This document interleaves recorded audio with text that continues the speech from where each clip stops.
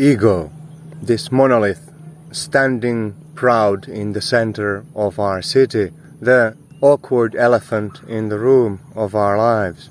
Some say, topple it down, get rid of it.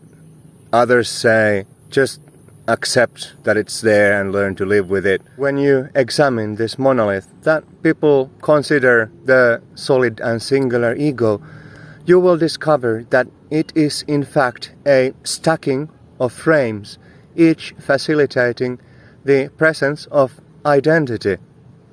We need to look at these one by one in order to get a more nuanced understanding of the workings of the system that we call ego. It's a system, it's not a single blob. Think of that ego as an operative, an agent on a particular plane. At times we incarnate to the instinctual plane, handle the concerns over there. At times we incarnate to the emotional plane, manage the flow of feels and the responses there. We are on the analytical planes, figuring out what's what and how things are constructed, what their consequences are, and then we come back to put the big picture together. But do we really need to think of that as it is I, it is me?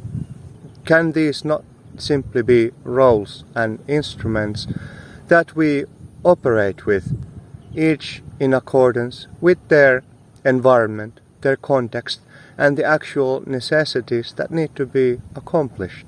You have to have the ego, the role, the instrument on board.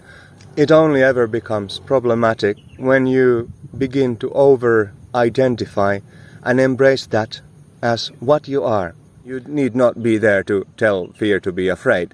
And likewise, you need not, on the plane of emotions, be there to tell sadness to be sad and tell happiness to be happy. Just let those happen and emerge in their own natural texture. Why do you cling so to a particular framing that is in the past?